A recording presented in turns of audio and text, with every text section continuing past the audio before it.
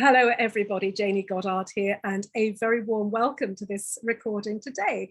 We're covering press and PR to grow your practice. So just before we started, we were just having a little bit of a chat, and I was just saying to everybody in the group today that I just have to excuse the feed today because I've got the fan in the background, which I hope is not interfering with the sound too much. And so that's blowing my hair everywhere. And also, of course, we've got an incredibly bright sunny day. So I'm sort of half squinting at you, but not to worry, it's not too bad because today I've got two presentations for you. I've taken both of these from these are snippets from a live course that we used to run live, as in a workshop with real people in a real hall, and back in the olden days, and it was always very, very successful. So I looked at that and I thought, what are the salient points I can pick out of that that are going to be and give you the most useful things that you can take away today and run with, that are going to be actionable steps that will make a difference right now to growing your business, whether it's your practice, whether it's your training school, whether it's your retreat or clinic or what have you. So I just want, as you know, I always want these sessions to be super, super useful to you. So stick with me through the whole thing, because right at the very end, I have actually got a resource list for you as well of websites and organizations and so on who will get press releases out. But first of all, what we're going to do without any further ado at all is we're going to launch straight into the presentations. So if you bear with me one sec, I'm going to let somebody in, and then I'm going to share my screen and go into the actual presentation itself. As I say, I've got two for you back to back today, so it's quite an interesting scenario. We'll zip through these, and as always, there will be plenty of time to ask questions. Hi Linda, just seeing you come in. Hello, lovely, nice to see you. Okay, fantastic. What I'll do is I'll just hopefully I'll set myself up so hopefully you can see me in the corner there, and you can actually see the screen. Okay, I hope that's actually working. So let me come back to you because I just want to check that with you. Can you give me, if you're seeing me in the screen and you're seeing the presentation, can you just give me a thumbs up? Excellent. Okay, that's working. Fantastic. Thanks, guys. Teamwork. I love a bit of teamwork. So this first presentation is using press releases to grow your business. This section actually starts really from the basics up, and I know you all know this. What is a press release? Now, I'm going to start by moving myself out of the way over here. Right. These are brief articles or other forms of information that can be sent out to journalists and other news outlets. The idea is that they will stimulate interest and be picked up by journalists who will make contact with you for further information with a view to covering you or your work or your products or your services, whatever it is that you're offering out into the world in greater depth. So a press release is an exciting little taster, a little seductive something, a soupçon of excitement that you send out in the, not just the hopes, because we're going to structure these. So I'm going to tell you exactly how to structure them so that you actually get the most return on your investment of time, energy, and so on. And so that's what we're actually looking at today. So we're sending out these little bits and pieces in the hopes, but in a more structured way, that they're going to come back to you and actually engage with you and help to really get your publicity machine running.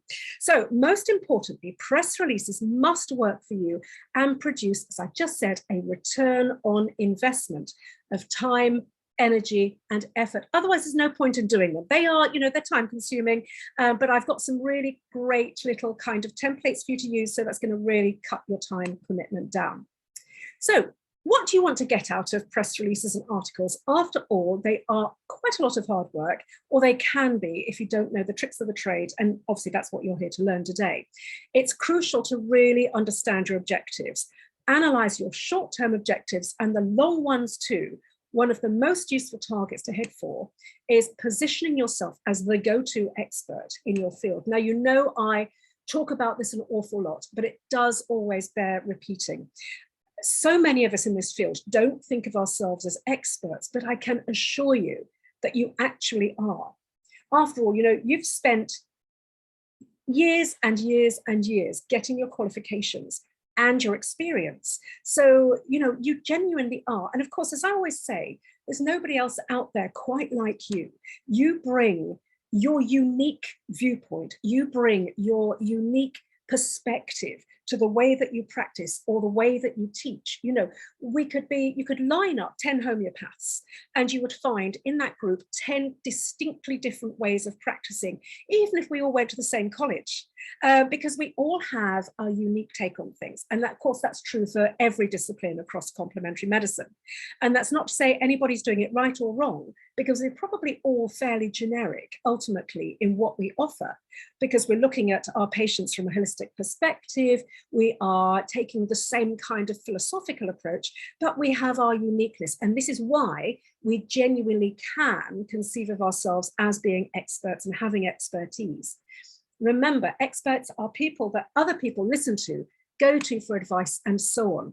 Experts write books, articles appear on TV and radio shows. They're constantly producing high quality and extremely useful information that genuinely helps people. Now, that is the key word, useful. And we're going to keep coming back to that throughout these two presentations I'm giving you today. So, who is your ultimate audience? Now, I'm not talking about who's your target audience, really, because in practice, let's say we're talking about practitioners or as teachers, our target audience is our, let's say in practice, our ideal patient or client. In teaching, it's our ideal student, our really engaged, super enthusiastic students going to want to come back and back and back and do our courses.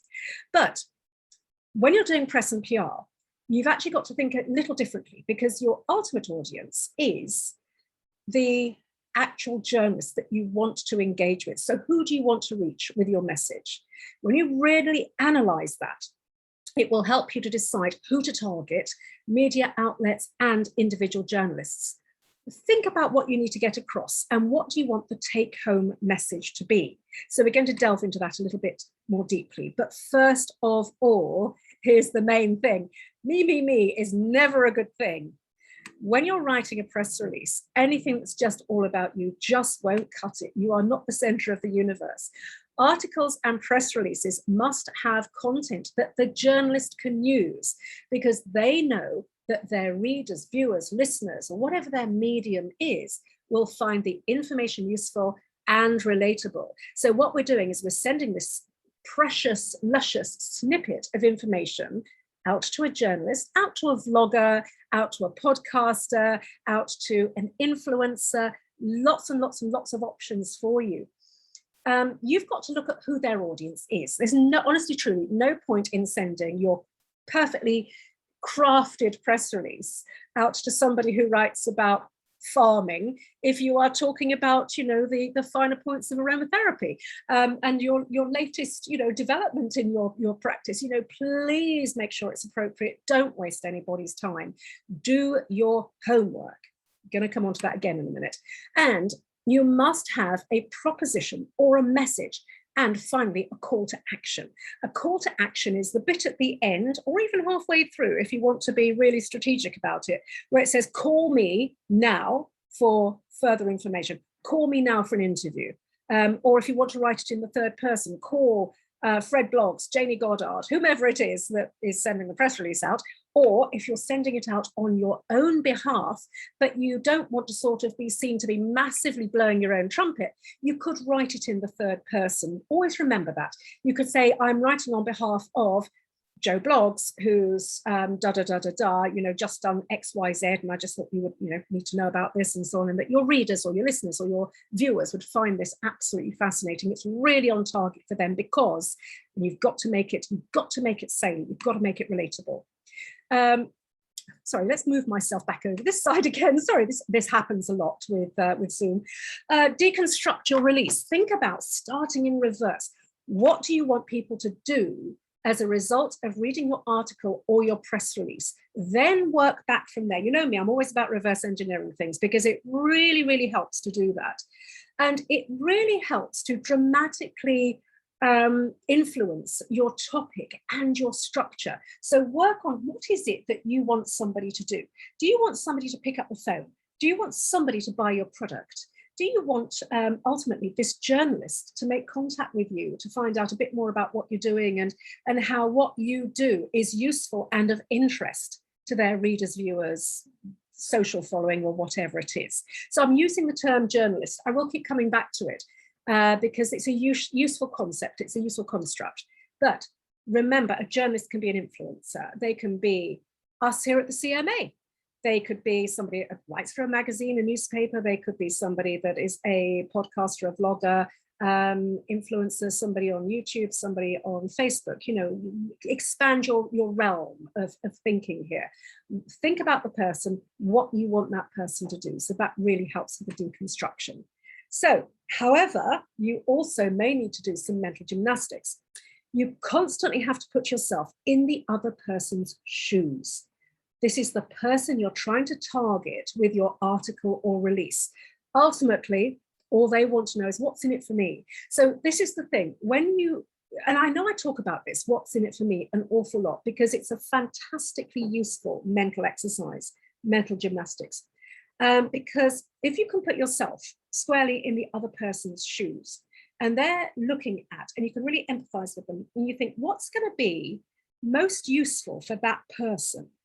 What is it that I could say to them that helps them to instantly understand why they need to engage with this material? This is why you've got to get to know your target person, your journalist, influencer, or what have you. Okay, so always think about what can you say in your press release that instantly helps them to jump on board and understand precisely what's in it for them if they engage with you.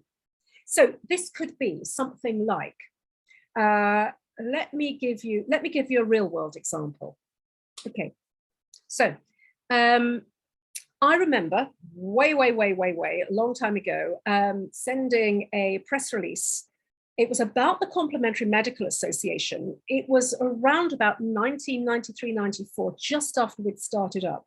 And I made this big announcement about how the CMA was, a non-profit organization, no profit motive, driven by pure ethics, and the desire to protect the public from cowboy practitioners back in those days. That was absolutely rife, and to enable people to access really absolutely excellent training schools, and to enable doctors and the public to be able to locate ethical, professional, insured complementary medical practitioners. So that was our sort of our rationale, our raison d'etre, if you like, back then. Still is, but of course we've all now bolted on so many other things. But so I sent this press release out to all these very, very highly targeted journalists, and I actually sent one out to the health writer at the Times. And anyway, he came back to me and said, "Oh, that's really interesting. So I'm really interested in writing about also, as we used to say back in the day, alternative approaches to various things, things that my readers would like to engage with." And I thought, bingo, excellent. It then ended up with me, helping him out and helping him write articles, submitting really useful information, in exchange for being credited as the Complementary Medical Association, getting the CMA website into the Times every single week. I mean, honestly, no way could we have afforded that kind of advertising, because it is advertising. So always think about that. Always think about, if you're getting a name check, that is the equivalent of advertising. And in the big media, that's worth tens of thousands of pounds. Some media worth hundreds of thousands of pounds. So if I totted up the amount of advertising spend I would have had to have done over the last 12 years, I've been writing my natural health column month in, month out, it would come into the probably 200,000, 300,000 plus sort of spend, maybe more. So it just puts things into perspective for you, doesn't it? So just remember that, anything you're doing, although it's somewhat arduous and you've got to get your head around it, and I will simplify it for you and give you some templates, it's really, really time well spent and really worth doing. So please empathize with the person you're writing for. And going back to the chap in the Times, it even got to the point where I was actually ghostwriting articles for him sort of at midnight, because he was on a deadline. He didn't have time to do it, but he always used to position the CMA. Ultimately ended up with the CMA getting, I think it's actually a 3-page spread in the Times on Sunday.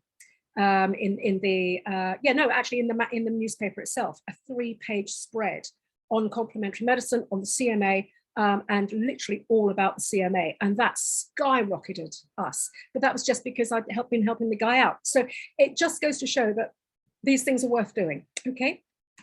So last but not least, remember that you may have to have two objectives in one release. Think about this.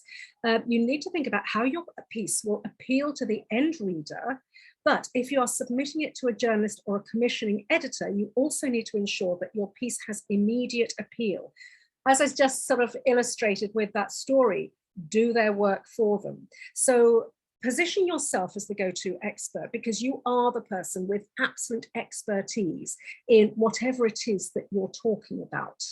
Okay, now remember that you are then making yourself available to this journalist or whomever as a person that they can go to and know that they're going to get good quality, referenced, reliable information.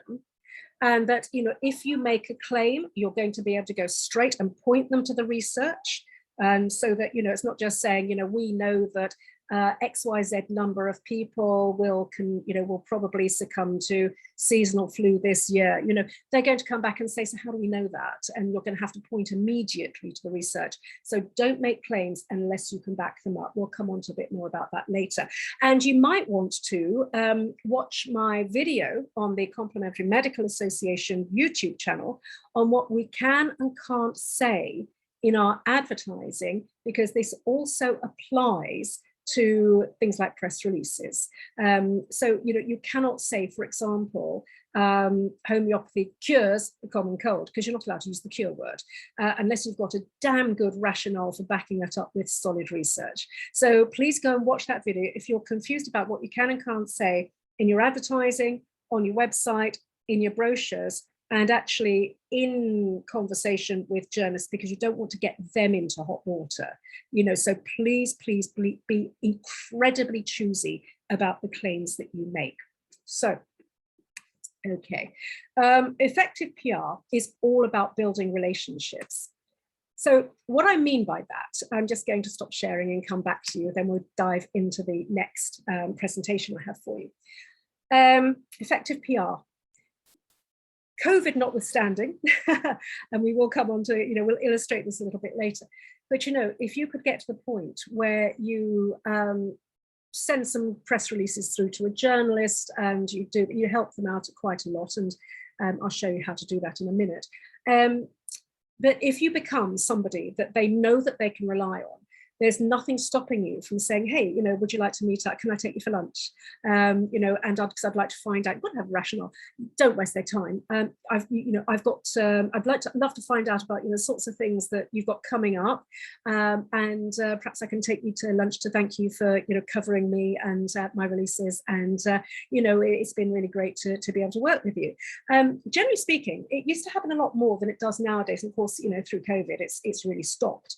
But a lot of things are starting to sort of come back now to the point where we can actually wine and dine our media contacts. And honestly speaking, if you have the opportunity to do anything like that, do try to do it, because PR is literally all about personal relationships. Now, at this point, I want to warn you off something. I would suggest, unless you have bottomless pits of money and time, do not sign up with a PR agency. The reason I would suggest that is because what tends to happen, and I've seen this time and time again across my last 3+ decades in this field, is that people sign up with PR agencies and they talk a really, really good talk, and they promise you the world, and you'll be speaking to somebody who's incredibly experienced, and they've been able to place articles in the Times, in the Guardian, in Vogue, in whatever your ideal target media is. And then what happens is, as soon as you sign with them, they then put some, you know, university leaver straight onto your account as your account liaison, and they've got no contacts in the industry. And truly, honestly, the only way that you ultimately get the big pieces placed is by cultivating a personal relationship with that journalist. So bear that in mind. And as I said, it's nothing to stop you from actually, you know, inviting them out or, you know, just picking up the phone and chatting with them. But remember, they're incredibly busy and incredibly pressurized. So make their jobs really easy for them. If they say, no, I just haven't got time, but have you got any information about X, Y, Z? Bang, you get it back to them immediately. Even if you write the article for them, it doesn't matter, because again, it's building that reciprocal relationship, that law of reciprocity that my favorite social scientist, Robert Cialdini, writes about so elegantly. Right, okay, let me take you into the next. Let me share my screen for you. Any questions so far? Is that all? I think it's very clear, isn't it? It's not rocket science. This stuff is not rocket science. So I appreciate you may not have questions, but if you've got any points you would like to make or any of your experiences you'd like to share, that's always so lovely, because it really enriches what we do as a group. So let me come on to the next presentation, then I'll come back to you. So, right, where's my sharey screeny bit? Right, where's my screen share gone? That's weird. Oh, there it is, lurking at the bottom, which is where it always lurks. Oh, at this point, I just want to show you something briefly. I've got various announcements for you, but before I go into that next presentation, I just want to show you this. We have got our next tranche of training on the 30th of October. This is the Resilience and Positive Psychology, Creating Health Through Happiness professional course that is, it's just absolutely incredible. Please do go take a look at that. What I'll do is I will just come back to you again, so I need to just navigate back to you. Right, okay, there we go. I'll pop the link for that just in here in case you're interested. It's the last one we're going to be running for this year. So that's in the chat there, I do believe. Okay. Okay. Right. Is that going into the chat?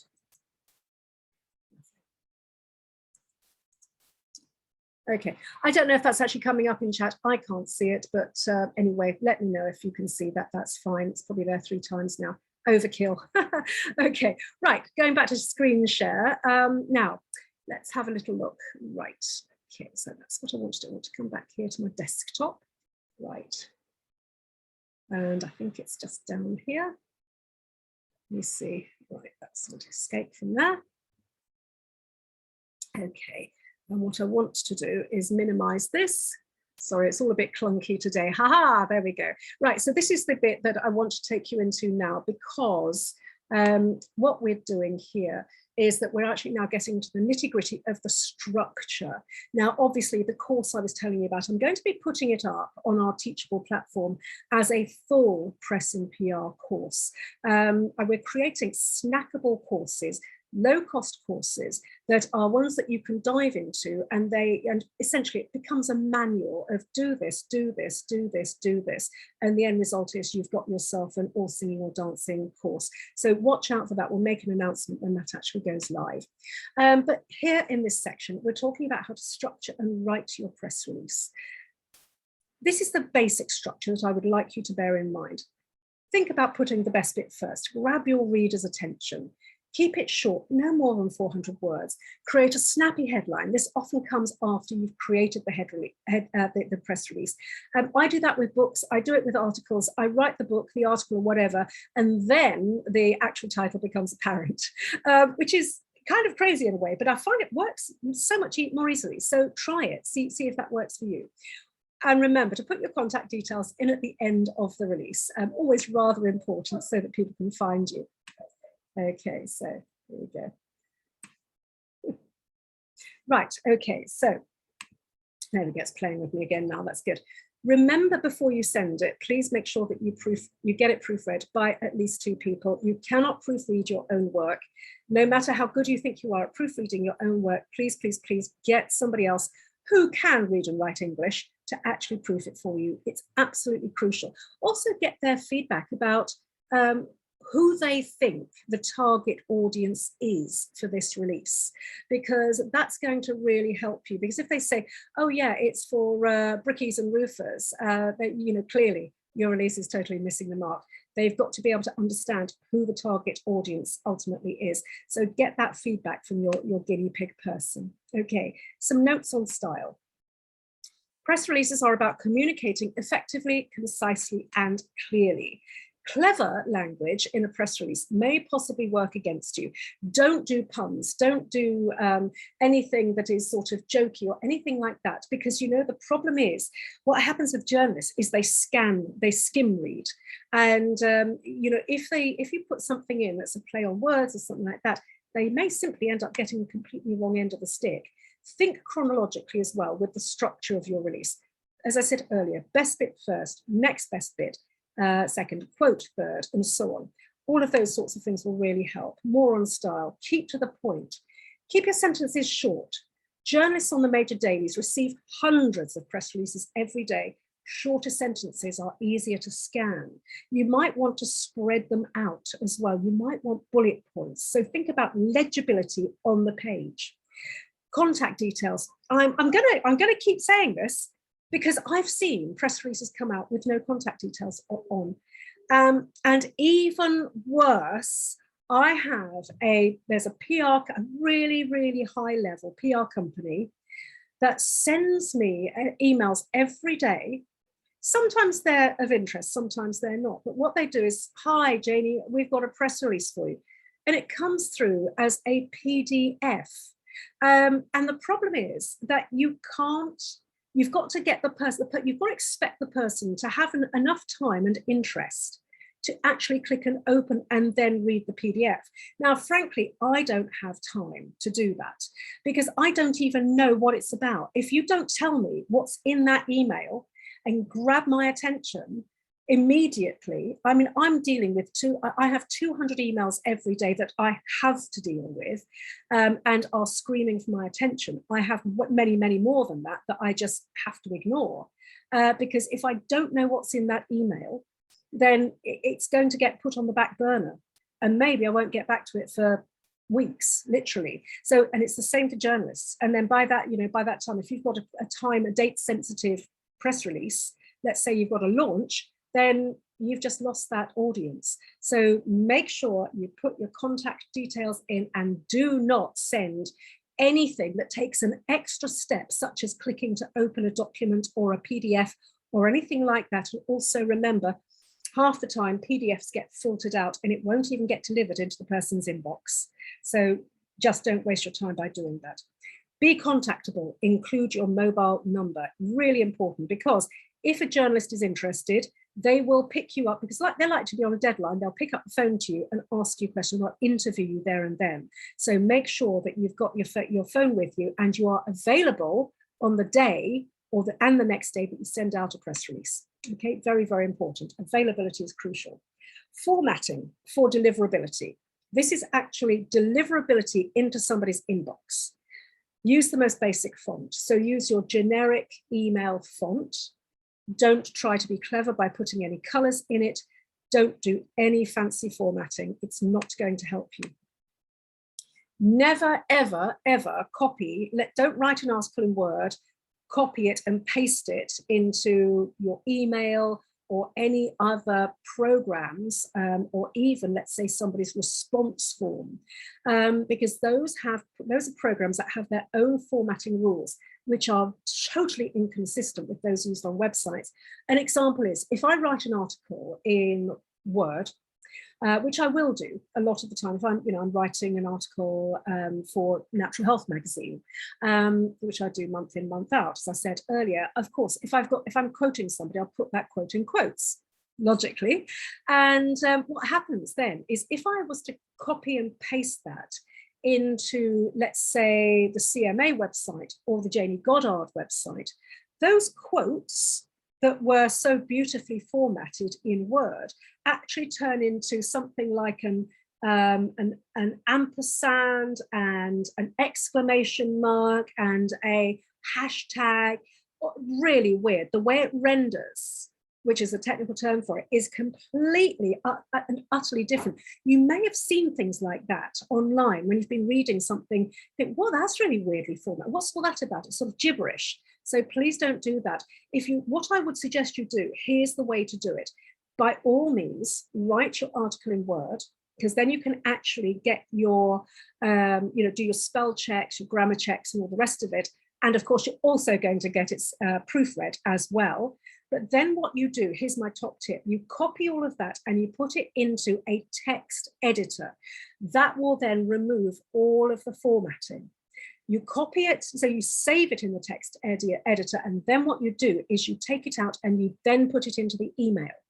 And then at that point, you will, in your email, do various structure things that I've got an actual template for you coming up in just a second. So you'll see exactly what I want you to do and how it all works.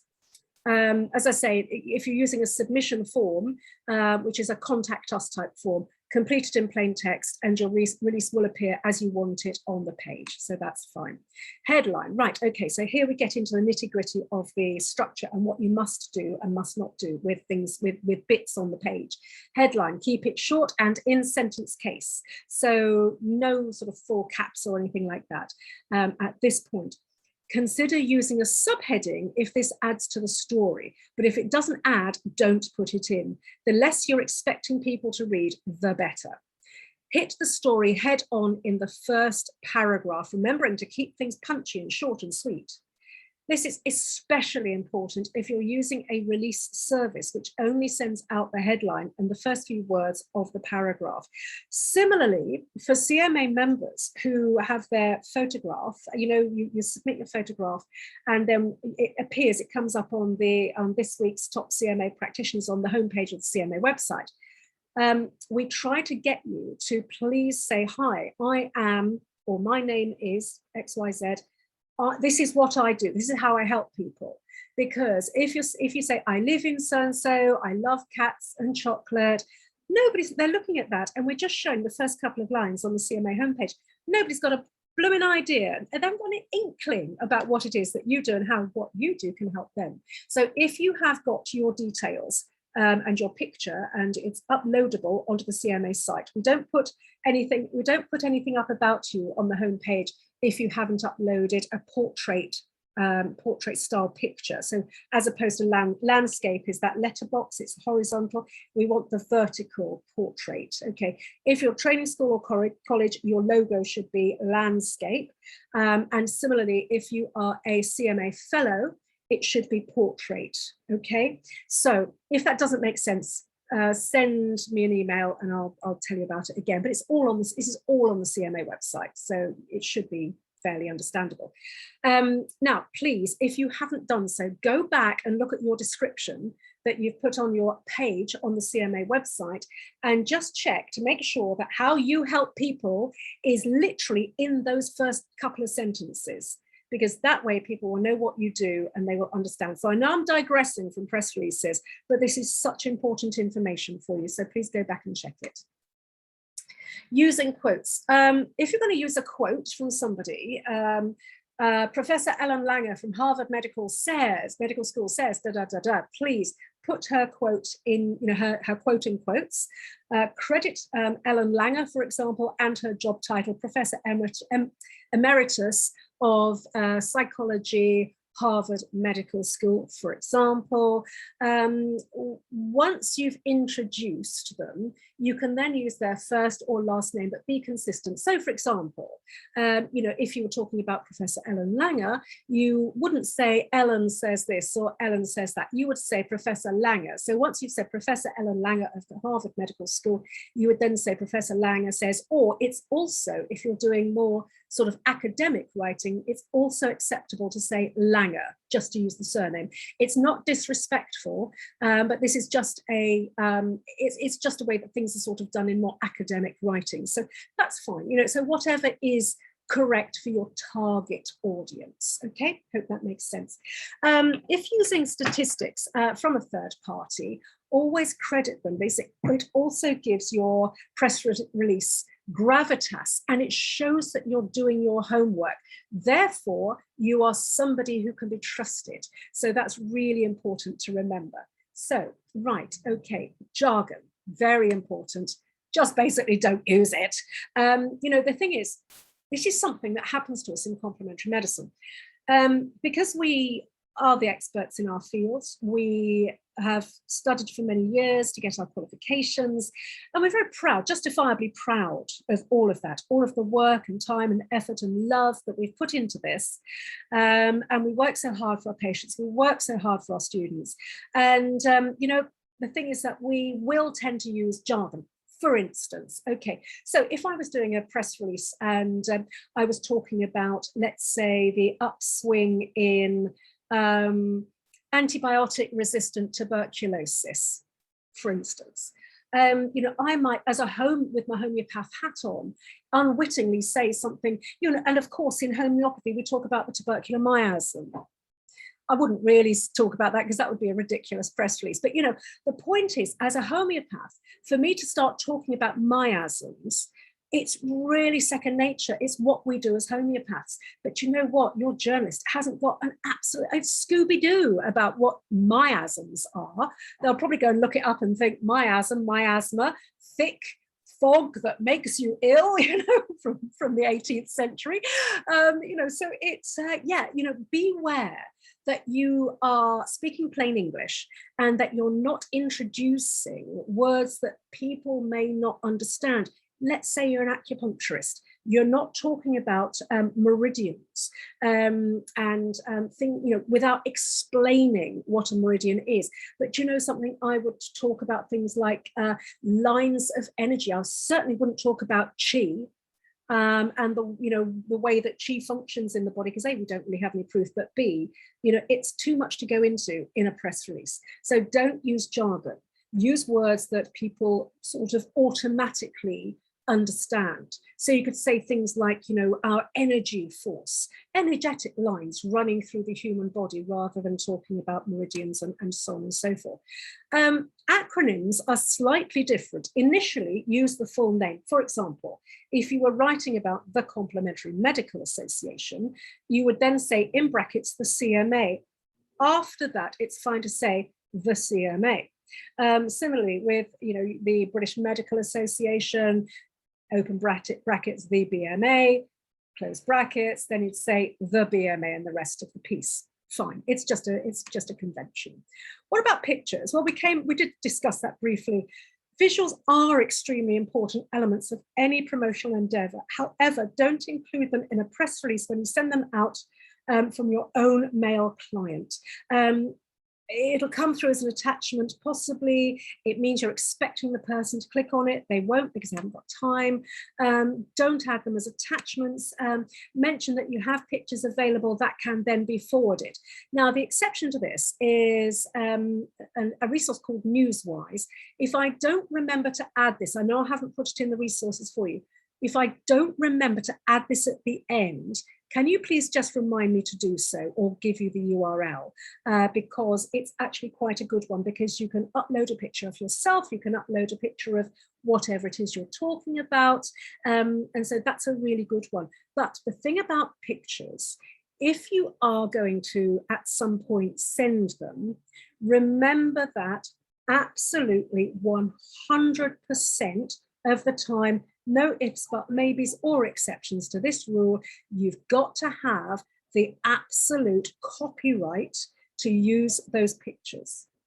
It's not so bad if it's a picture of you and it's your picture, you had somebody take it for you, you've got the rights to use that. But if you are sending through a picture of a beautiful arrangement of aromatherapy bottles, for instance, if you've picked that picture up off Pixabay, for example, or any of the free, royalty-free, like Unsplash, any of those libraries, remember that at any time, the author, the photographer, the author of that picture, it's their property, they can at any time rescind their permission for Pixabay to use that picture. They can sell that picture to a photo library such as Alamy, such as Adobe, such as Dreamstime, or any of these picture libraries. And as I've told you before, if you've been with me before for these tutorials, you stand, if you use somebody's picture that you have not licensed, you stand to receive an invoice in the post of $150,000 US or more. And I am not kidding you. It's a punitive fee. It's a punitive invoice. You cannot get out of it. You will have to pay that invoice. And if that's not scary enough for you, I do not know what is. But I know my friend, Dr. Sherry Rosenthal, this has happened to her definitely twice, possibly 3 times. I think the 3rd time she was able to prove that she had the license for that particular picture. But the first time, back in the day, she used a picture herself in all innocence from one of these free, royalty-free photo libraries. It then became under license, and she didn't know that, and so she was liable for that bill. The second time, what happened was that somebody who was looking after her website inadvertently used a picture, whether by innocence or mistake, we don't know, but they used a picture, a licensed picture. So again, Sherry got a bill through of $150,000 US. She had to pay it. She's a very wealthy lady. She's the go-to guru for retreats and so on. I mean, you know, she's dealing with many millions of dollars, but still 150,000 US is not not to be sniffed at. But for any of us in complementary medicine, you know, it's not the field where people earn vast sums. Some people do, but most of us don't. So what I would say is please make sure if you're going to use a picture, you've got to have the rights to it. Do not use those free photo libraries. No matter how much you believe that this is free for you to use, don't run the risk. Truly, honestly, it's just not worth it. Here endeth the sermon on that. Mentioned journalists that you have pictures available that can be forwarded. Again, making sure that you do have that right to use them.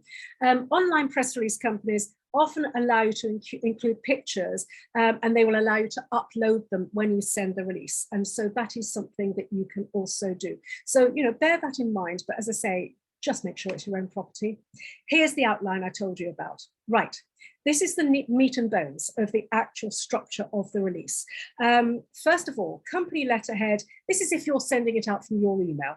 Put your letterhead or your logo at the top, if appropriate, your name, address, phone number, web address, website address, any other socials that you want people to hit, and so on. Then underneath that, the words press release in all caps. So you see what I've done here in this template is anything that needs to be capitalized is capitalized. So it sort of acts as a really good sort of, kind of like an idiot's guide to writing a press release.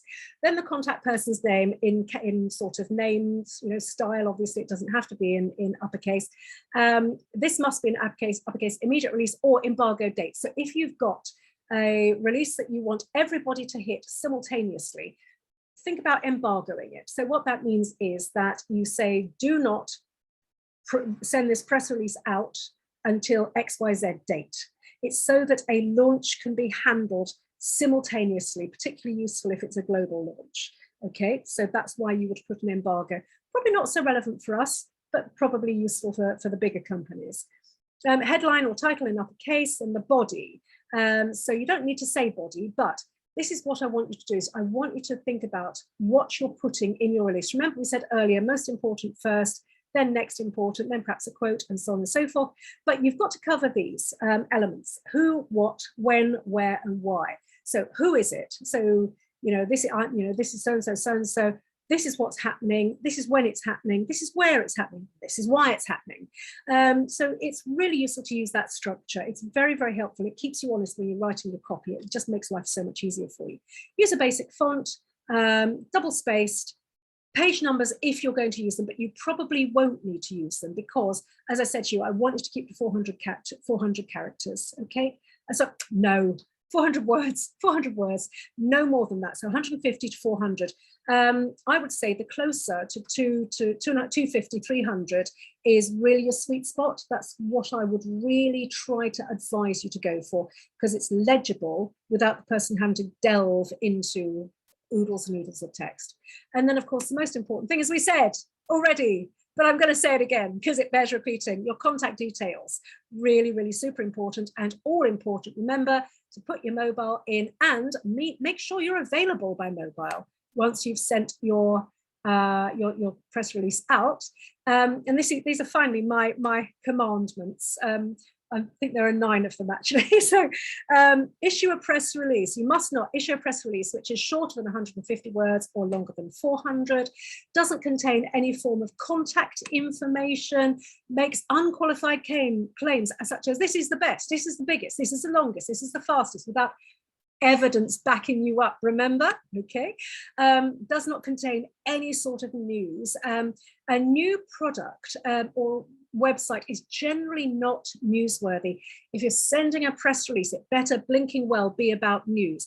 Don't go sending a press release saying, oh, hi, I'm an aromatherapist and this is what I do with people and this is how I look after them, blah, blah, blah. Who cares? It's not newsworthy. Why would any journalist on any magazine, let's say, or any newspapers why would they write about that? It's not newsworthy. You've got to have something that's going to make them sit up and go, oh, wow, my readers need to know this information. So make sure it's newsworthy. Don't waste anybody's time if it's not. Don't send anything out that is not actually a press release. So if it's an article, if it's a faux review, if it's a letter, these are not press releases. So we went over initially in that first presentation what a press release actually is genuinely. Do not send anything out that promotes MLM or network marketing. You will lose credibility instantaneously. Nobody's going to cover that. Absolutely nobody. Don't ever send anything out that uses a free email address such as Gmail, Yahoo Mail, or Hotmail. Use your company email address. Spam accounts predominantly use free email addresses. So it could just end up not in the person's inbox. So make sure, please get yourself a professional email address. Please don't send out from, joe@gmail.com or outlook.com. It just makes you look really, really amateurish and as if you're not actually running a business, that you're not actually serious about what you're doing. So for goodness sake, get that in play if you haven't done immediately. It's crucial to the credibility and presentation of your business and positioning you as the go-to expert. Do not send anything out that is addressed to consumers or end users rather than to the press. So it goes back to that mental gymnastics about what I want you to do is think about putting yourself in the shoes of that journalist and making them really understand without having to work for it, what's in it for me. Why am I interested in this release that's been sent through? How's it going to benefit me by, helping me know what I'm going to write about for my audience? That's what you've got to do. Resources. Okay. Guild of Health Writers. Lists of health writers are available. Let me come back to that. The Guild of Health Writers is a great organization. It's all the health writers throughout the UK. The CM, or I'm a member of the Guild of Health Writers because I am also a health writer, obviously. Having written 4 books now and also 3 encyclopedias, plus that massive thing I did for Collins, what I call the big fat encyclopedia, which is that massive great book on complementary and alternative medicine, the truth about what really works. And it's great. It's all evidence-based, and it's a mighty, mighty tome. So I've written so much. I need to be a member of the Guild of Health Writers. These are all health writers who write for the glossies. They write for all the newspapers.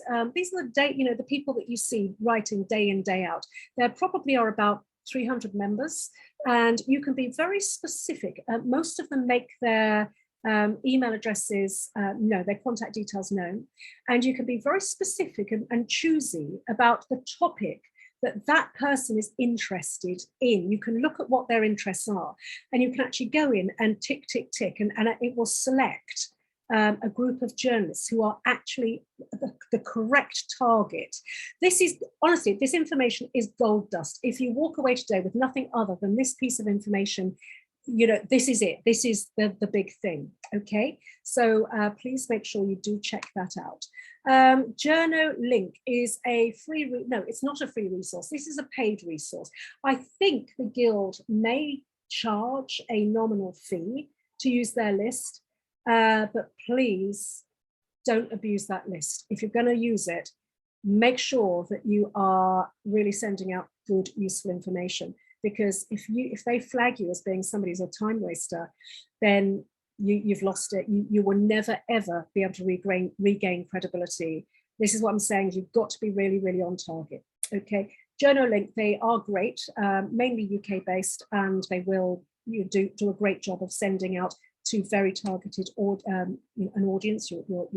They deal more with bloggers and journalists and influencers and so on. So they have a bigger reach than the Guild of Health Writers.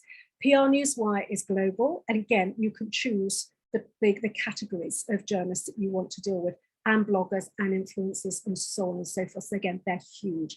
And also the other one, Haro. Haro, you've got to get yourself, and I've spoken to most of you about this before, but I know we've got some new people today, which is lovely. Haro, it stands for Help a Reporter Out. So just get yourself signed up with Haro. That is really good for you. It's not so much about sending press releases as such, but Haro is our lists of journalist inquiries, and you can specify the topics that you that you are available for. And so each day in your inbox, you will get a list of inquiries from journalists, and it'll say John is looking for complementary medical practitioners to speak about XYZ. Mary's looking for doctors to speak about XYZ.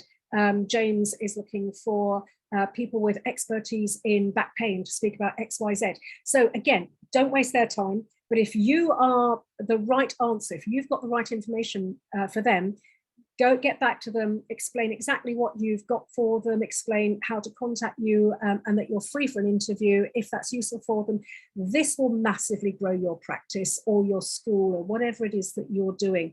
It will really explode. Go watch that interview I did just before last Christmas with Rebecca Lockwood and see how she massively grew her school in lockdown, just astronomically by harnessing the power of harnessing the power of Haro.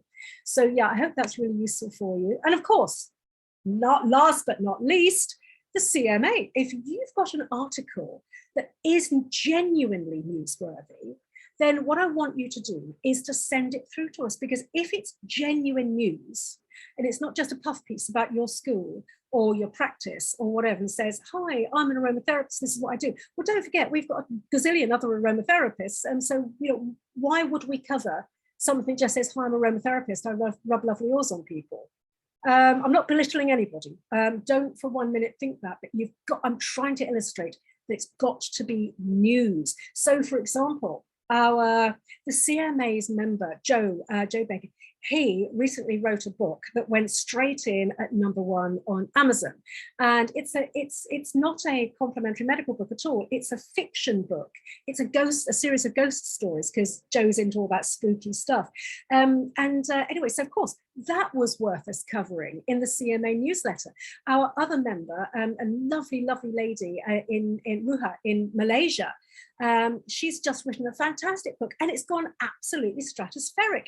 And so we covered that for her. So those are the sorts of things. Oh, I'll tell you another one. Rob Arnold, Sergeant Rob, he's a soldier, and he just ran and raised amazing amounts of money for various charities. He did the Dragon's Back race in Wales.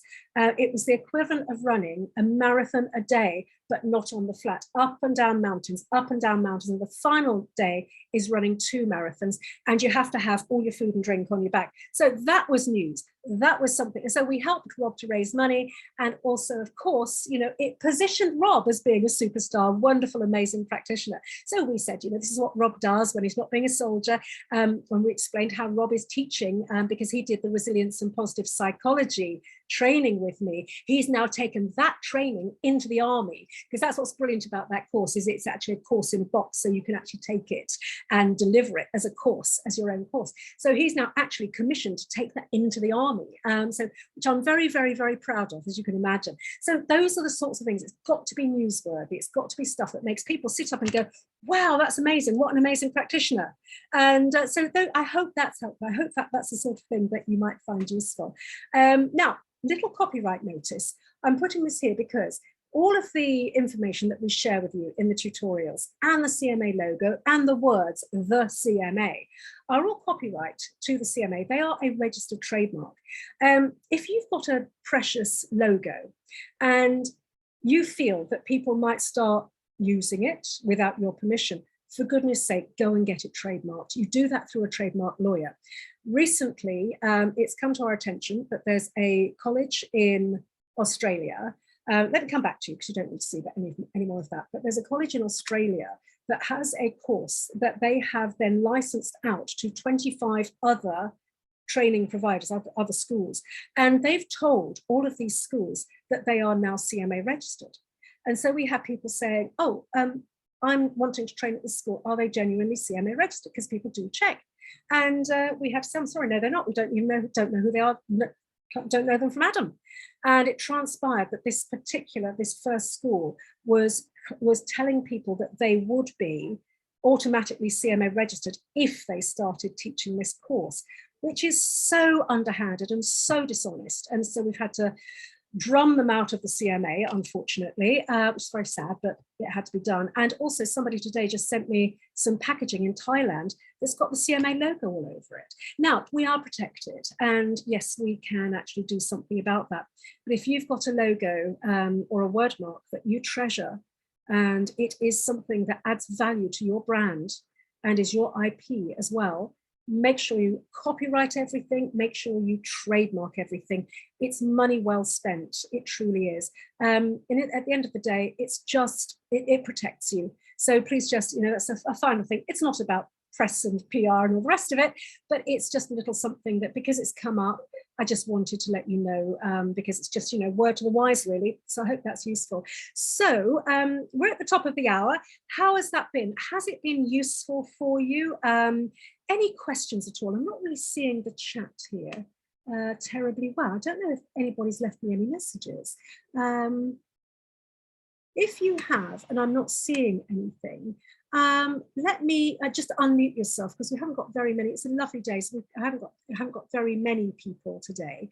So it would be fine to unmute yourself.